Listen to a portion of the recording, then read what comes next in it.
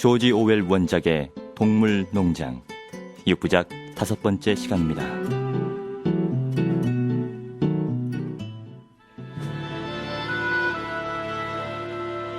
지난 이야기, 나폴레옹은 자기를 반대한 세력에 대해 스노볼과 접촉했다는 누명을 씌워 대대적인 숙청을 한다. 그 후 동물들에게 희망을 주었던 영국의 동물들아는 금지곡이 되고, 육계명은 어떤 동물도 이유 없이 다른 동물을 죽여서는 안 된다로 바뀌게 된다. 그리고 나폴레옹 앞에는 우리의 지도자 동물아는 호칭이 붙게 된다.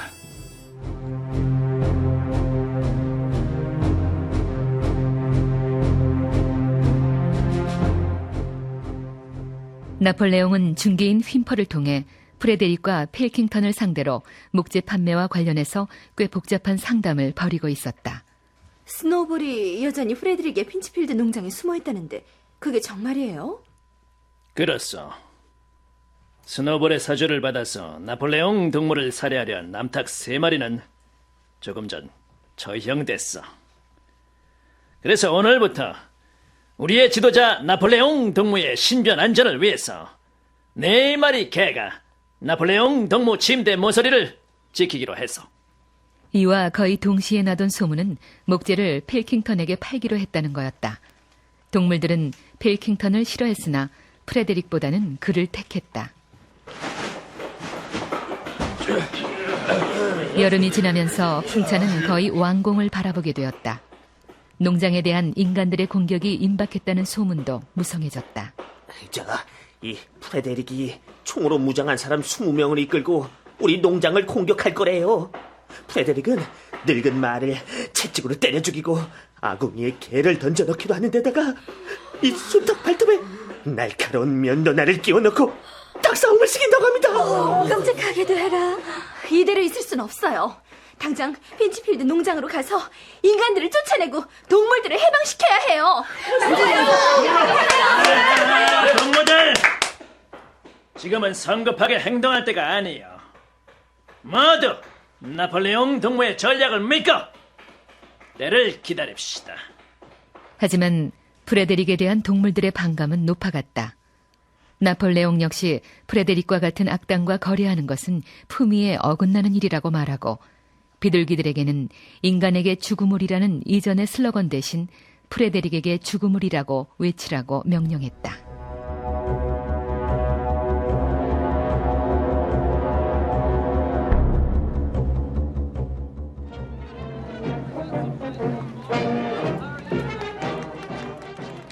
가을이 되어 전심전력의 노력을 쏟은 끝에 풍차가 완공됐다. 앞으로 기계를 설치할 일만 남았다. 온갖 어려움을 다 겪었음에도 불구하고 예정된 바로 그날 풍차를 완성했다. 동물들은 피곤했으나 자랑스러웠다. 그동안 풍차 건설에 피땀을 쏟은 동물들의 노고를 치하하오.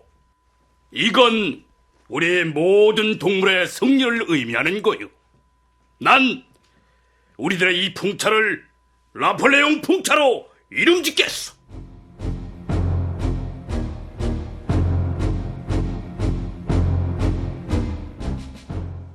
이틀 후 특별회의가 헛간에서 소집됐다. 동무들, 나는 목재를 프레데릭에게 팔기로 결정했어. 그런 악당과 거래하다니. 목재는 내일 프레데릭의 마차가 와서 실어 갈 거요. 이제 필킹턴의 폭스우드 농장과는 모든 관계를 끊겠어. 프레드릭은 동물들에게 잔혹한 짓을 한 악당입니다. 그건 오해였어. 그가 농장 동물들에게 잔인하게 굴었다는 건 과장된 거였을 뿐만 아니라 스노볼이 필킹턴의 폭스우드 농장에서 아주 호화롭게 살고 있다는 사실을 알게 됐어. 나는 일부러 필킹턴과 친한 척하면서 목재 가격을 12파운드나 더 높게 받아냈어. 동무들! 우리는 현명한 지도자 나폴레옹 동무의 오묘한 전략으로 큰 이익을 보게 됐어. 프레데릭은 수표로 목재값을 지불하려 했지만 나폴레옹 동무는 5파운드짜리 진짜 화폐만 지불토록 요구했고 이미 돈을 다 받은 상태입니다. 이로부터 사흘 후 큰 소란이 벌어졌다. 프레데릭이 준 돈이 위조 지폐래요. 프레데릭이 위조 지폐로 목재값을 지불했대요. 프레데릭이 돈을 한 푼도 안 내고 목재를 실어 갔대요. 프레데릭이 당장 쳐들어올지도 모른대요.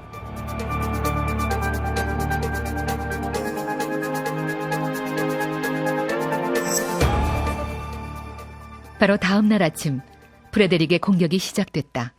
동물들은 용감하게 출격해서 그들을 상대했으나 지난날 외양간 전투에서처럼 쉽사리 승리를 거두지 못했다.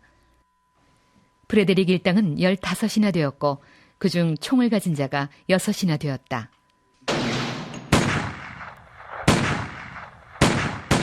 나폴레옹과 복서가 동물들이 흩어지지 않게 하느라 애썼지만 얼마 버티지 못하고 침략자들에게 밀려 후퇴했다. 프레데릭 일당은 풍차 앞에 발을 멈췄다. 프레데릭의 부하 2사람이 까마귀 발처럼 생긴 쇠주레와 큰 쇠망치를 꺼냈다. 풍차를 무너뜨리려나 봐요. 안 돼. 풍차만을 지켜야 돼요. 걱정 마시오. 풍차 벽이 얼마나 두꺼운지 잘 알고 있지 않소. 아마 일주일을 걸려도 무너뜨리지 못할 거요. 동무들 용기를 내요. 용기를. 당나귀 벤자민은 인간들이 하는 짓을 유심히 관찰하고 있었다.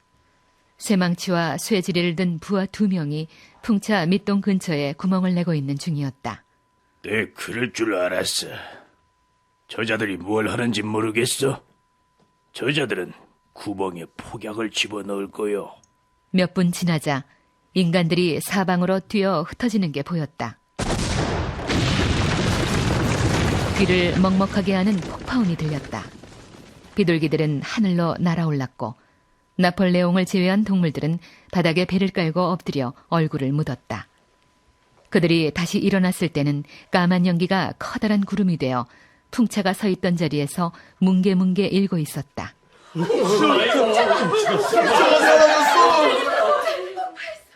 동물들은 용기를 되찾았다. 두려움과 절망감은 인간의 고약한 행동을 보는 순간 사라졌다. 힘찬 복수의 함성을 울리며 더 이상 명령을 기다릴 것도 없이 동물들 모두가 한 몸이 되어 적을 향해 돌진했다. 동물들은 우박처럼 쏟아지는 산탄 종알이 두렵지 않았다. 인간들은 계속 총을 쐈다. 암소 1마리, 양 3마리, 거의 2마리가 피살됐고 거의 모두가 부상당했다. 인간이라고 해서 다치지 않을 수 없었다. 3사람이 복서의 발굽에 얻어맞아 머리가 터졌고 한 사람은 숯불에 배를 바쳤다. 또 한 사람은 제시와 블루벨에게 바지를 거의 다 찢겼다. 9마리 개가 나폴레옹의 지시에 따라 울타리 그늘로 돌아가서 갑자기 사람들의 측면에 나타나 사납게 짖으며 쥐어들자 인간들은 겁을 먹었다. 보이당하겠다. 어서 빠져나가자. 도망쳐라. 도망쳐. 동물들은 들판 끝까지 쫓아가 인간들이 가시나무 울타리로 빠져나갈 때까지 몇 번씩 더 걷어찼다.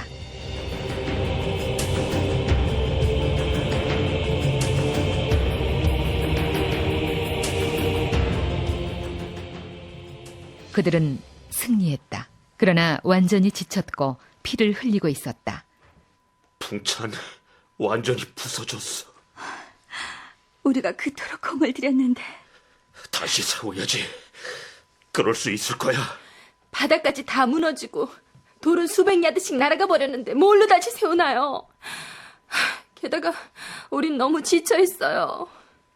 동물들이 농장으로 되돌아오니 전투가 벌어지고 있을 때 어디론가 사라졌던 스킬러가 꼬리를 흔들며 만족한 웃음을 띠고 동물들 쪽으로 뛰어왔다. 농장 쪽에서 축포처럼 엄숙하게 터지는 총소리가 들려왔다. 스킬러 동무, 저 총소리는 뭐요? 우리의 승리를 축하하기 위해서. 무슨 승리? 복서 무릎에선 피가 흐르고 쇠발굽 하나를 잃었을 뿐만 아니라 발굽이 쪼개지고 뒷다리엔 산탄총알 12여 개가 박혀 있었다. 무슨 승리냐니, 동무? 우린 적을 우리 땅에서, 동물동작의 신성한 땅에서 몰아내지 않았어? 저들은 풍차를 부쉈어. 2년 동안 일해서 세운 풍차를 말이오. 그게 무슨 상관이야.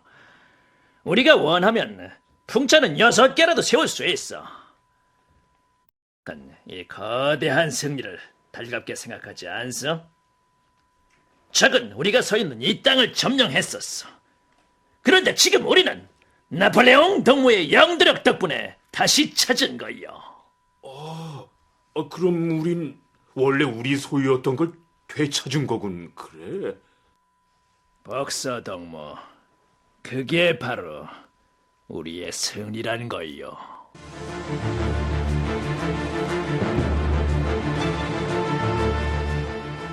녹색 깃발이 올라가고 7발의 축하 총포가 터진 후 그들의 행동을 치하하는 나폴레옹의 연설에 귀를 기울이자 동물들은 위대한 승리를 거뒀다는 생각이 들었다. 전투 중에 목숨을 잃은 동물에게는 엄숙한 장례가 치러졌다. 이 전투는 풍차 전투라고 부르기로 했다. 나폴레옹은 녹색 깃발장이라는 새로운 무공훈장을 제정해 자신에게 수여했다. 모두가 승리를 축하하는 동안 위조 지폐에 속은 불행한 사건은 깨끗이 잊혀졌다.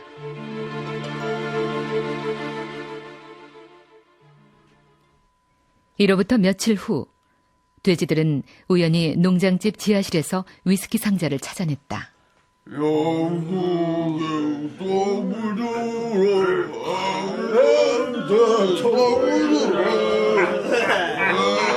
그날 밤 농장집에서 커다란 노래소리가 들려왔는데 모두가 놀란 것은 그 노래들 중에 영국의 동물들도 섞여 있었던 것이다.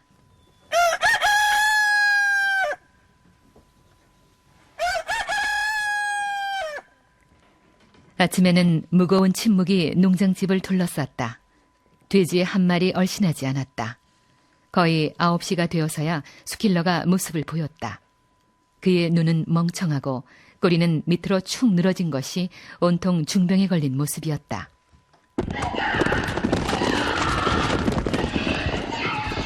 어느 날 밤 12시쯤 되어 마당에서 커다란 소리가 터져나와 동물들이 뛰쳐나왔다. 휘황찬란한 달밤, 7계명이 쓰여진 큰 헛간 끝의 벽 밑에 사다리가 두토막으로 부러져 있고 스킬러가 그 밑에 깔려 있었다. 어떤 동물도 너무 많이 술을 마셔서는 안 된다. 이상하네.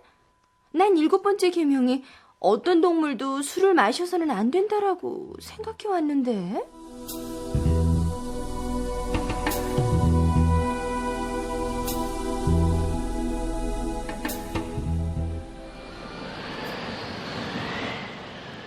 농장의 삶은 더 힘들어졌다. 지난해처럼 혹독한 추위가 몰려왔고 식량은 더 부족했다. 돼지와 개를 제외한 다른 동물들의 먹이 분배량은 더 줄었다. 그들은 삶이 고단하고 힘들다는 것, 춥고 배고프다는 것, 잠자는 시간을 빼면 종일 일해야 한다는 것만 알고 있었다. 작년 한 해 우리 동물 농장은 많은 성공을 이루어냈소. 더욱 발전된 미래를 위해 꼭 필요한 돼지 교실을 짓고 풍차용 기계를 마련하자면 더 많은 돈이 필요하오. 12월에 줄였던 먹이 분배량은 2월이 되자 더 줄었고 기름을 아낀다며 등불 사용도 금지했다. 4월을 기념하며 나날이 발전하는 우리 동물 농장을 공화국으로 선포하고자 하오. 나폴레옹 동무 만세! 공화국 만세! 자, 그럼 지금부터 동물공화국의 대통령을 선출하겠습니다. 대통령 후보는 바로 나폴레옹 동무입니다. 반대하는 동물, 앞으로 나오세요. 찬성이요! 그럼 이로써 대통령 선출을 마치겠습니다. 만장일치로 선출된 나폴레옹 대통령께 경의를 표합시다.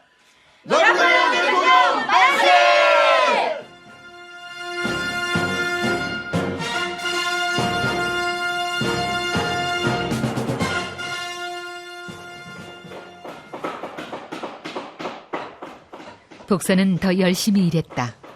먹는 것도 시원치 않으면서 오랜 시간 일을 해야 한다는 게 견디기 힘든 때도 있었지만 복서는 결코 비틀거리지 않았다. 다만 그의 가죽은 윤기를 잃었고 커다란 엉덩이도 살이 빠져 보였다. 복서가 쓰러졌어요. 옆으로 쓰러져서 일어나지 못해요. 농장 동물의 거의 반이 풍차 공사장 언덕으로 달려갔다. 복서는 짐술의 굴레에 끼어 머리를 들지도 못하고 목을 길게 빼고 쓰러져 있었다. 클로버가 그의 옆에 무릎을 꿇고 앉았다. 복서, 어때요? 폐 문제가 있나 봐. 하지만 괜찮아. 내가 없더라도 풍차 일은 끝내야 해. 돌은 꽤 모아놨어. 치료부터 해야겠어요. 빨리 가서 스켈한테 얘기 좀 해줘요. 15분쯤 지나서 나타난 스킬러는 크게 걱정을 하며 말했다. 나폴레옹 동무는 농장의 가장 충성스러운 일꾼인 복서 동무의 치료를 위해서 웰링턴의 병원에 보내도록 조치를 취했어. 복서를 실어갈 마차가 온 건 한낮이었다. 돼지의 감독 아래 잡초 뽑는 일을 하고 있던 동물들은 벤자민이 소리를 지르며 뛰어오는 걸 보고 깜짝 놀랐다. 빨리 와봐. 복수를 끌고 가고 있어. 동물들은 마차 주위로 몰려들었다.